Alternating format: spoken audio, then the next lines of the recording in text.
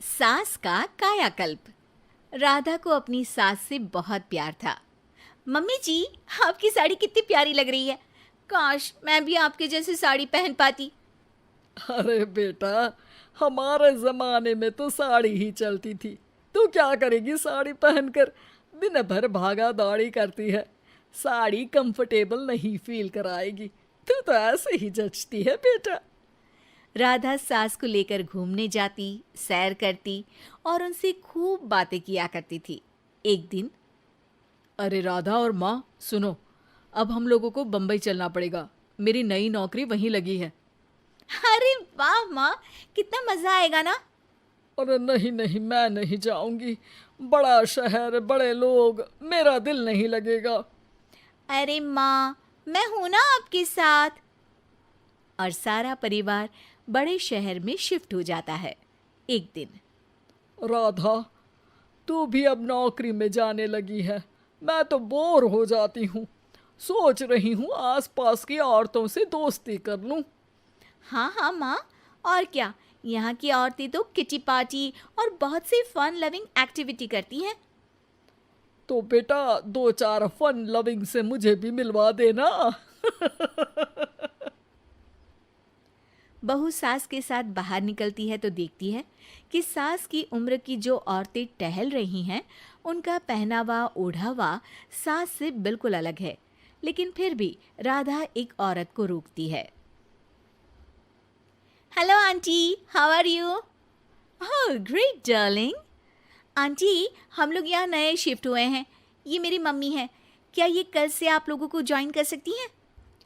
वो औरत सास की तरफ बड़ी ही अजीब नज़रों से देखती है, फिर कहती है, अब ठीक है, कल से भेज देना। सास समझ जाती है कि उस औरत को वो ठीक नहीं लगी, लेकिन फिर भी वो कुछ नहीं बोलती। अगले दिन, अरे माँ, अच्छी सी साड़ी पहनकर तैयार होकर जाइए। आपको आपकी दोस्तों के पास जाना है ना। और नहीं नहीं, मैं सोच रही हूँ घर पर बैठकर टीवी देखूं। वैसे भी रामायण का नया एपिसोड आएगा। नहीं माँ, आप जाओ ना, लोगों से मिलो, बात करो, अच्छा लगेगा। ना चाहते हुए भी सास उन लोगों के पास जाती है, लेकिन सभी सास से बुरा व्यवहार करते हैं।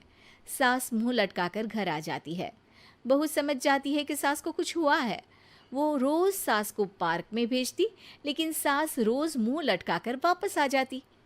क्या हुआ माँ, आप बाहर जाकर खुश नहीं होती हैं? अरे बेटा, खुश तो हूँ लेकिन लेकिन क्या माँ, आपको तो लोगों से मिलना, बातें करना अच्छा लगता था। मैं देख रही हूँ कि आजकल आप बाहर से आती हैं तो परेशान सी दिखती हैं। सास कुछ नहीं कहती, अपने कमरे में चली जाती है। अगले दिन राधा चुपके से सास के पीछे पार्क में जाती है। हेलो, कैसे हैं आप लोग? एक औरत मुंह बनाकर साइड हो जाती है। सभी एक दूसरे से बात करती हैं, लेकिन राधा की सास साइड में चुपचाप अकेली बैठी रहती हैं। राधा घर आती है और सास के वापस आने का इंतजार करती है। सास मुंह लटकाकर घर आती है। अरे मम्मी जी, तब से इंतजार कर रही हूँ, जल्दी तैयार हो जाइए, मार्केट जाना है। राधा सास को लेकर बाजार जाती है और उन्हें कुछ मॉडर्न कपड़े दिलाती है। अगले दिन सास उन कपड़ों को पहनकर पार्क में जाती है। Oh my god, you are looking gorgeous. Beautiful top, कहाँ से लिया? हे, मेरे घर में कल किटी है, तुम जरूर आना। अजीब औरतें हो तुम लोग। मैं रोज आती थी तब तो तुम लोग सीधे मुंह बात भी नहीं करती थी। आज इन कपड़ों को देखकर तुम मुझे घर बुला रही हो। लेकिन सुनो, अब मुझे तुम लोगों से कोई बात नहीं करनी और ना ही दोस्ती करनी है। अरे तुम तो बुरा मान गई। वैसे दोस्ती नहीं करनी थी तो ये कायाकल्प क्यों किया? ये मेरी बहू ने किया है। मैं यहाँ सिर्फ ये देखने के लिए आई थी कि तुमको मुझसे समस्या है या मेरे कपड़ों से। कपड़े तो बदले जा सकते हैं। अच्छा चलो, जो भी हो, अब हम लोग तुम्हें अपने साथ रखने को तैयार हैं। लेकिन अब मुझे तुम लोग नहीं पसंद। ये बोलकर राधा की सास वहां से चली जाती है। वाह माँ जी, आज तो आपका चेहरा खिला खिला सा लग रहा है। लगता है आपकी सहेलियों ने आपको अपना लिया। हाँ, वो तो अपनाना ही था। दिखावे वाली जो है वो, मेरे कपड़े बदलते ही उनका दिल बदल गया। लेकिन आज मैं उन्हें मना कर आई, अरे क्यों माँ जी? क्योंकि उन लोगों को मुझसे नहीं मेरे कपड़ों से दोस्ती करनी थी। वैसे मेरे पास तो तू है ना, मेरी प्यारी बहू, मुझे किसी की जरूरत नहीं है। अरे नहीं नहीं माँ जी, आप ऐसा क्यों सोच रही हैं? बेटा ये गलत भी तो नहीं है, जैसा देश वैसा भेष। क्यों?